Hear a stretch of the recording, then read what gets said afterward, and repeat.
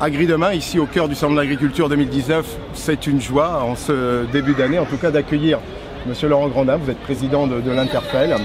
L'Interfel défend en France les fruits et les légumes, c'est ça qui est important.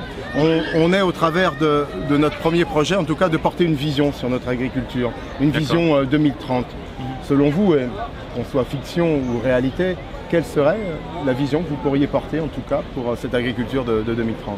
Alors fondamentalement, on en a une petite idée parce qu'il est d'ores et déjà inscrit un certain nombre d'indications, d'orientations. On va dire que la vision 2030, elle va se faire sur une orientation agroécologique. Nous travaillons déjà depuis de nombreuses années avec l'ensemble du centre de recherche en corrélation avec les attendus de l'INRA, mais qui sont plus sur de la recherche académique. À la transposition de méthodes en biocontrôle. On pense que ça va se poursuivre et on s'appuiera pour le développement sur la robotisation qui avance à grands pas. Il y a le CIMA qui se passe en parallèle du salon, qui est extrêmement intéressant de ce point de vue. Et la robotisation est en train d'arriver vraiment très sérieusement et va nous résoudre un certain nombre de questions. Le deuxième axe qui va nous résoudre les questions, c'est les résistances maladies. Puisqu'on a décodé le génome de beaucoup de plantes, on est en capacité d'avancer beaucoup plus vite. Et le troisième, ce sont les alternatives en biocontrôle.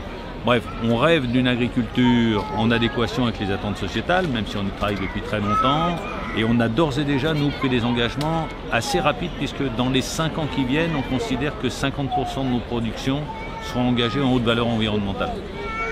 Donc notre vision, elle est tout à fait d'une agriculture débarrassée de la chimie de synthèse, de la chimie en général d'ailleurs, dans une mesure raisonnable, mais d'une production qui soit écologiquement intensive, parce qu'on aura quand même des populations à nourrir, et donc l'adéquation devra se faire quand même entre la capacité à avoir des volumes suffisants et le respect de l'environnement. Voilà l'équation qu'il y a à résoudre pour nous.